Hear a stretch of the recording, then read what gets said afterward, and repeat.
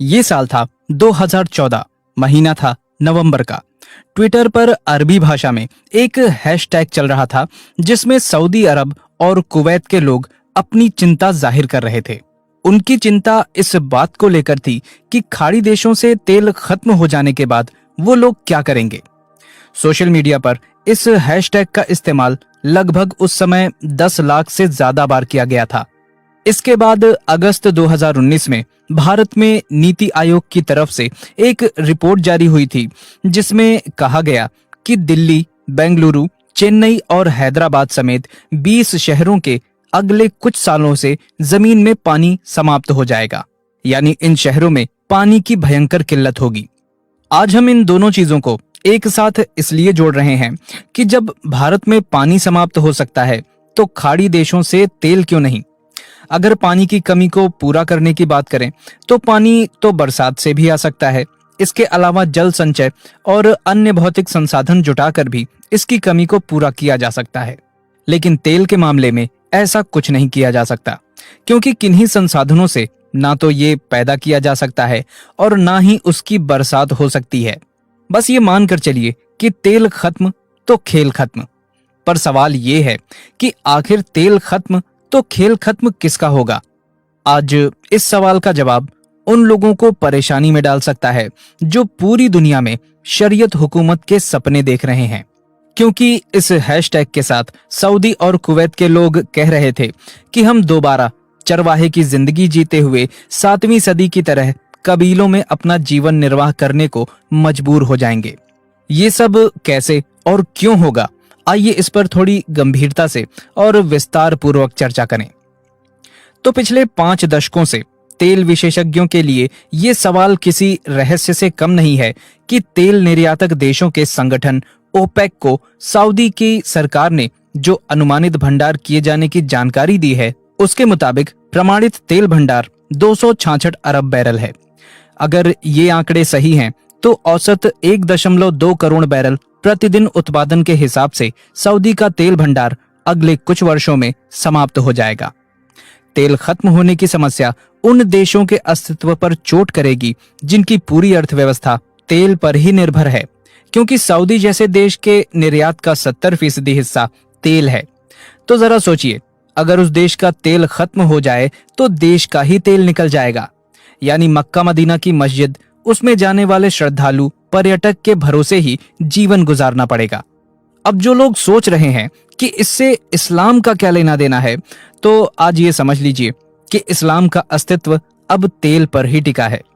पश्चिमी देश इस बात को समझ चुके हैं और यही कारण है कि वो अगले कदम बढ़ाने के लिए इच्छुक हैं।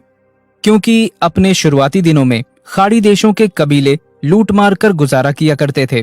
इसके बाद उन लोगों ने अरब के बाहर निकलकर उधर यूरोप की ओर बढ़े और इधर दक्षिण एशिया का रुख किया और साथ ही अफ्रीका समेत भारतीय उपमहाद्वीपों के संसाधनों पर लूट मार करके, कत्लेआम करके और अन्य सभी तरीकों से कब्जा करके अपना गुजारा किया और लोगों पर मजहब भी थोपा। लेकिन 19वीं सदी आते आते यूरोप ने विज्ञान के बल पर इनके कदम पीछे धकेल दिए और इस्लाम दयनीय स्थिति में पहुंच गया। यूरोप के पास लड़ाकू विमान आ चुके थे, टैंक और बंदूक से लेकर परमाणु बम तक उन लोगों ने तैयार कर लिए थे। लूटमार अब हो नहीं सकती थी। खाड़ी देश अब अपने सन की मौलानाओं के साथ पंट कर छोटे छोटे देशों में सिमट चुके थे। भारतीय उपमहाद्वीप भी करीब करीब ब्रिटेन के अधीन हो चुका था। मुगल काल अतीत बन चुका था। तो इस्लाम के दुर्दिन शुरू हो गए थे। लेकिन 1938 में अमेरिकी तेल निगम सेवरॉन ने इस क्षेत्र में बड़ी मात्रा में तेल की खोज की। तेल की इस खोज ने इसे अगले 100 साल को जन्म दे दिया। खाड़ी देशों में अचानक फिर शाही परिवार बन बैठे और इनका गुजारा चल निकला, या फिर ये कहें कि इस्लाम चल निकला। आज एक अनुमान के अनुसार सऊदी अरब, कुवैत और यूएई एक साथ हर महीने प्रत्यक्ष या अप्रत्यक्ष रूप से तेल की कमाई से विदेशों में इस्लाम को बढ़ावा देने के लिए लगभग 200 मिलियन अमेरिकी डॉलर खर्च करते हैं, जिनमें धर्मांतर समेत अन्य देशों में मस्जिदें, मदरसे बनाने का कार्य होता है। आप जानते हैं खाड़ी देशों में कोई मनोरंजन का साधन नहीं है, क्योंकि इस्लाम में ये हराम है। तो इनका मनोरंजन यही है कि विश्व भर की सभ्यता संस्कृति मिटाकर वहां अपनी अरबी संस्कृति थोपी जाए। यहाँ ये स्वीकार किया जाता है कि तेल से होने वाले भारी इनाम का एक हिस्सा इस्लाम को बढ़ावा देने के लिए खर्च किया जाता है।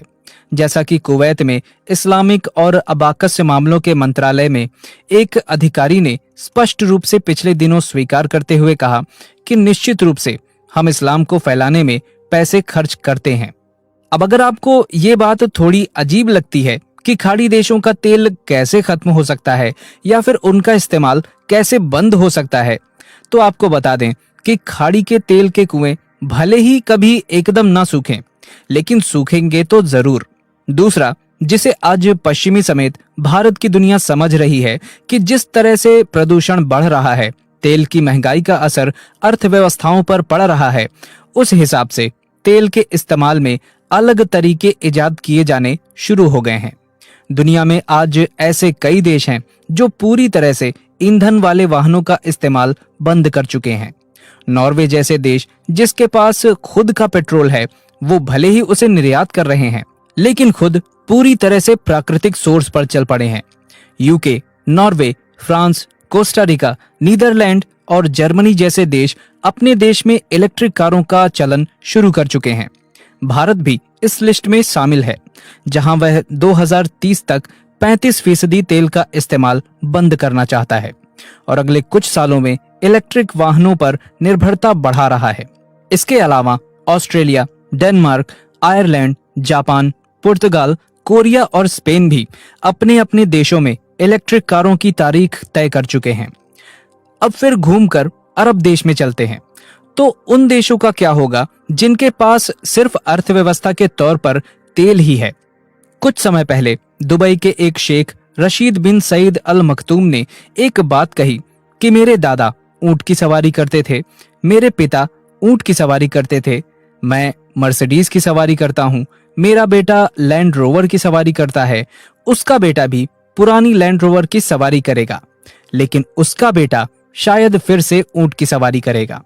नतीजा, सऊदी के क्राउन प्रिंस मोहम्मद बिन सलमान ने देश के लिए विजन 2030 तैयार किया है, जिसमें सऊदी की अर्थव्यवस्था को सुधारने की बात कही गई है। अगर ये विजन पूरी तरह से लागू नहीं किया जा सका तो सऊदी वापस से कबीलों में तब्दील होने लगेगा और मक्का और मदीना के अलावा सऊदी अरब के पास कुछ ज्यादा रह नहीं जाएगा। कारण, आज खाड़ी देशों के पास आतंकी संगठनों के अतिरिक्त ना तो विज्ञान है और ना ही कोई टेक्नोलॉजी है, ना बेहतर मुख्य धारा के शिक्षण संस्थान है और ना तो बेहतर स्कॉलर्स हैं, ना ही उन देशों के पास अपनी तरफ आकर्षित करने के लिए कुछ ज्यादा साधन हैं। खेती की उपजाऊ जमीन भी नहीं है जिससे लोगों का भरण पोषण हो सके। और अब वो जमाना भी चला गया कि गोरे गजनी तुर्क के लुटेरे किसी देश को लूटकर अपना घर भर सकें, क्योंकि आज गैर मुस्लिम दुनिया एक अनजाने भय में ताकतवर बन चुकी है। लूटपाट हो नहीं सकती और जीने के लिए शरीयत, फतवों, बुरके से पेट भरा नहीं जा सकता। तो सोचिए, ऐसे हालत में वो क्या करेंगे? दिन प्रतिदिन बदलती दुनिया, बढ़ती टेक्नोलॉजी के कारण अब कोई खाड़ी देश जो पहले तेल के कारोबार का बड़ा खिलाड़ी हुआ करता था, वो अब अपने इन कुदरती संसाधनों के गुरूर में नहीं रह सकता।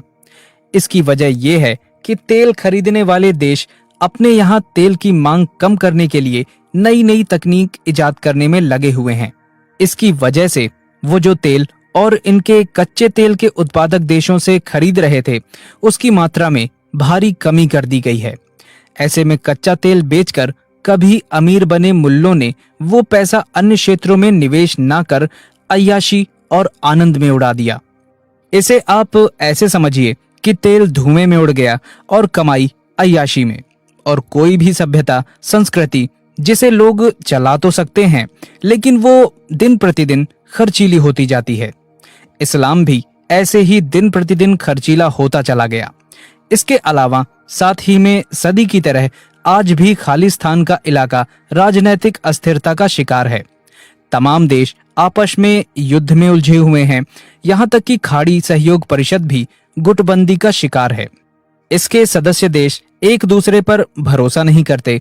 इसके अलावा हाल ही में कई देशों में मौजूदा हुक्मरानों के खिलाफ विरोध प्रदर्शन होने के कारण भी हालात बिगड़ गए। कई खाड़ी देशों की जनता अपने यहाँ के निजाम में भ्रष्टाचार और आर्थिक सुस्ती की वजह से नाखुश है। अन्य धर्मों के प्रति इनके कट्टर रवैये ने अरब देशों की सरकारों को विदेश में लोकप्रिय नहीं बनाया। विश्व में इस्लाम के नाम पर आतंकी हमलों के कारण तमाम दुनिया में इस्लाम को आतंकी के तौर पर ही देखा जाता है। ऐसे में कल जब तेल खत्म हो जाएगा तो एक विश्वास के साथ उनका मजहब भी डूबता दिखाई दे रहा है। दोस्तों, हमारी आपसे अपील है कि इस वीडियो को लाइक करने के साथ साथ ज्यादा से ज्यादा लोगों तक शेयर करें, क्योंकि जागरूकता फैलाने से ही फैलती है। और अगर आपने अभी तक हमारे चैनल अखंड हिंद को सब्सक्राइब नहीं किया है तो तुरंत सब्सक्राइब करें, क्योंकि आपका साथ भी बहुत जरूरी है। आपने वीडियो को अंत तक देखा, इसके लिए आपका बहुत बहुत धन्यवाद। जय हिंद, जय भारत, वंदे मातरम।